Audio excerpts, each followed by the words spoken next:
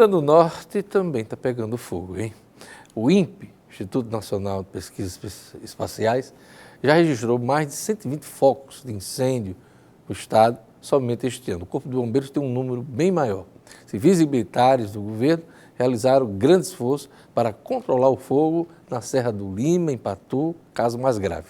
Meu convidado hoje é o coordenador da Defesa Civil, Marcos de Carvalho. Boa tarde, Marcos. Boa tarde, Diógenes. Fogo controlado em Patu?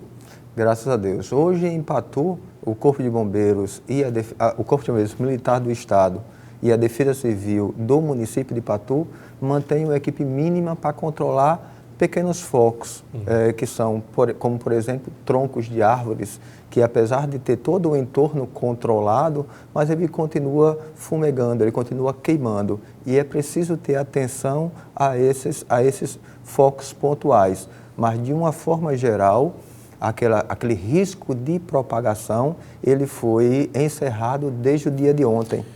E o que houve lá? O que é que explica esse incêndio na proporção que ele aconteceu? É comum nessa época alguns focos de incêndio, mas esse lá de Patu, que foi o maior, ganhou aí quer dizer, encheu todo mundo uma preocupação maior. Isso.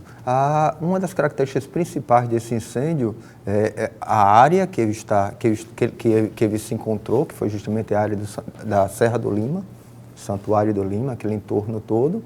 É uma área preservada, ainda é preservada, então, quer dizer, tem uma área muito extensa de vegetação contínua e somando-se aos efeitos de umidade baixa, umidade relativa do ar baixa, uma incidência maior nessa época do ano de raios solares e o aumento dos ventos na área, que ela é bem característico. Tudo isso contribuiu para o sinistro e para a proporção que ele tomou. O primeiro registro que nós temos foi da segunda-feira, dia 16. Nesse momento, a Coordenadoria de Defesa Civil do município de Patu, naturalmente, juntamente com a Prefeitura, de uma forma geral, e no esforço conjunto com as Coordenadorias de Defesa Civil dos municípios vizinhos, eles começaram o primeiro combate enquanto o Corpo de Bombeiros Militar não chegava. Mas a coisa foi perdendo o controle, Foi tomando uma dimensão muito maior. Já no dia 16 mesmo, o Corpo de Bombeiros já integrou as operações, só que na terça-feira nós tivemos, creio que foi o dia mais complicado. Mais tenso também, né? Realmente, em virtude justamente dessa dimensão, da proporção, da complexidade desse incêndio.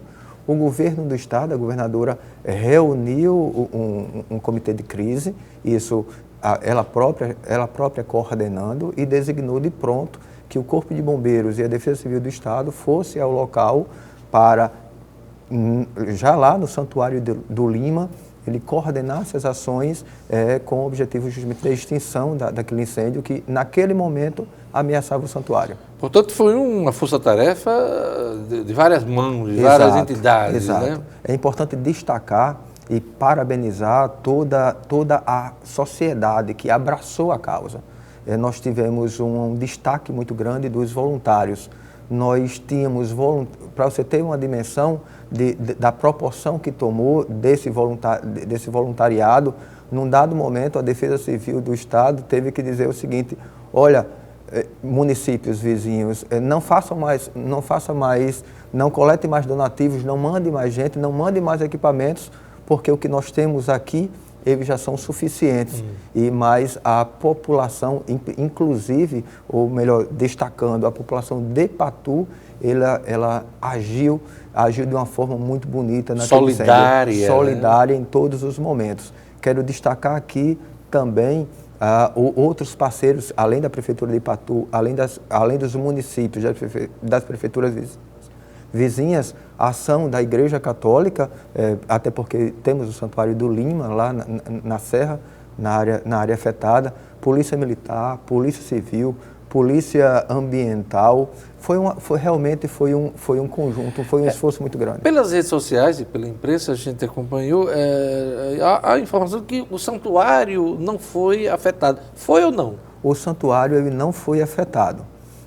Mas o fogo chegou muito próximo a ele. Mas em virtude justamente dessa ação, desde a segunda-feira, impediu realmente que o santuário fosse atingido. O INPE, Instituto Nacional de Pesquisas Espaciais, registrou esse ano mais de 120 focos de incêndio expressivos aqui no Rio Grande do Norte, mas o Corpo de Bombeiros tem um número bem maior, né, Marcos? Isso, exato. O Corpo de Bombeiros tem um registro de mais de 300 focos de incêndio, pequenos, médios e grandes incêndios ocorridos já este ano aqui no estado. Em virtude deste número, que é alarmante, e nós clamamos à sociedade, à sociedade civil organizada, aos municípios que desenvolvam políticas que vá no sentido de impedir as queimadas nesse momento. Mesmo aquelas que o proprietário já tem autorização, se ele puder retardar essa queima, porque as queimas nesse momento, elas trazem um risco muito grande, porque como você tem uma vegetação muito seca, em virtude da umidade estar muito baixa. Período de vento. Um período de vento muito intenso, o sol muito forte, é muito fácil para você perder este controle.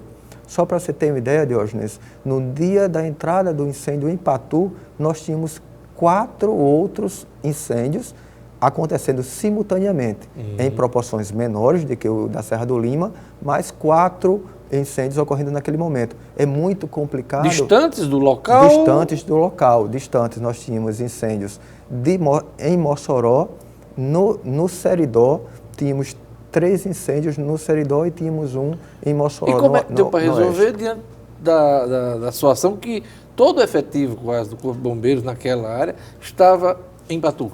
Exato. Naquele momento, isso foi na segunda-feira, no primeiro registro. O Corpo de Bombeiros nessa área tem 3 unidades.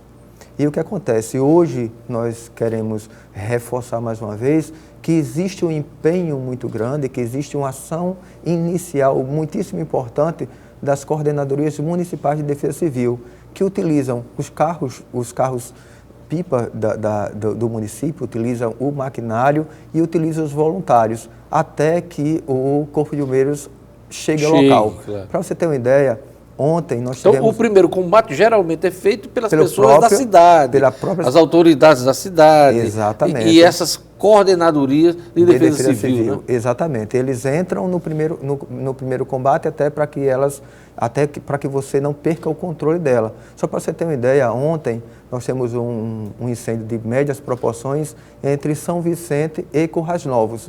No primeiro momento, as coordenadorias de defesa civil de Currais Novos e de São Vicente, elas foram para o primeiro combate.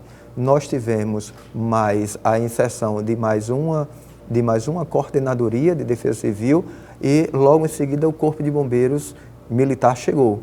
Como o Corpo de Bombeiros Militar reúne muito mais técnica, inclusive o comandante do Corpo de Bombeiros já se prontificou, o Coronel Monteiro Júnior, que esteve no incêndio, que bateu fogo junto com os voluntários, junto com os militares, e a ação dele foi muito importante lá, a presença dele foi muito importante naquele incêndio. Inclusive para dar incentivo, estímulo, exato, né? Com certeza. E apoio com certeza. aos bombeiros que estavam ali. Exatamente. E ele, naquele momento, já se prontificou em ministrar treinamentos para essas coordenadorias, esses voluntários nos municípios, para que se fortaleça essa corrente do bem. Você destacou que muitos desses incêndios ocorrem por conta da natureza em si. Sim. Né? Vegetação seca, ventos, você tem todo um conjunto. Mas tem um incêndio criminoso também. Vocês têm identificado incêndio criminoso nesses focos? Nós temos alguns incêndios que nós temos uma suspeita muito clara de que eles foram intencionais e até criminosos. Lá para Patu, a Polícia Civil, ela fazia parte da força-tarefa. Inclusive... Investigando, essa questão do crime ambiental. Justamente. E o que é que acontece? A Polícia Civil, ela deve instaurar um inquérito para verificar quais foram as causas. E em se comprovando que ela não foi acidental, que ela não foi natural, ela foi intencional criminosa, então, naturalmente, buscar os responsáveis e puni-los. Não tem um resultado ainda dessa investigação? Nós não temos, ainda não. É isso aí. Nesse momento final da entrevista, Marcos, eu queria que você ressaltasse os cuidados, não só que a população tem que ter para evitar incêndios de grandes proporções, mas também O que deve fazer as autoridades, prefeito, os secretários de municípios? Isso. De uma forma geral, uma medida que a Prefeitura de Ipatu tomou na terça-feira foi um decreto proibindo as queimadas na área dos municípios durante esse período mais crítico, que vai até dezembro. Essa é uma medida institucional que ela é interessante e ela vai no sentido tanto da preservação do bioma, como também na segurança das pessoas. E a queimada, às vezes, existe até por uma questão do produtor rural, Isso, tratos culturais. A queima, ela faz parte do processo produtivo. Infelizmente, ainda faz. Mas o que acontece? O que nós pedimos a essa população é que, mesmo ela estando com essa queima autorizada, mesmo ela legalizada, que ela retarde ou tome alguns cuidados, como, por exemplo, a construção de aceiros mais largos, que a queima ela só aconteça se você tiver um carro-pipa para dar um combate, para controlar.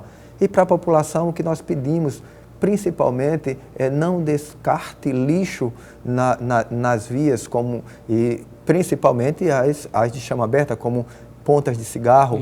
A famosa piúba. A famosa piúba, justamente. Os vidros lançados nas vias, eles podem servir como lente que pode deflagrar um processo de incêndio. Não queimar os lixos domésticos, não tentar se livrar através do fogo. Procure o município para que faça a coleta. E logo que constatar qualquer sinistro, qualquer incêndio, avisar as autoridades. O mais rápido possível através do nosso centro de operação, que é o 190 ou 193. É isso aí, eu conversei hoje com o coordenador da Defesa Civil, coordenador estadual da Defesa Civil, Marcos de Carvalho. Parabéns pela ação de todos lá em Ipatu. Como bem ressaltou você, a população teve um papel fundamental. E o trabalho voluntariado, até pela escassez de recursos, é importantíssimo nessa hora. Inquestionavelmente. É isso aí. Obrigado, Marcos, por sua presença aqui no nosso programa. Muito obrigado pelo espaço.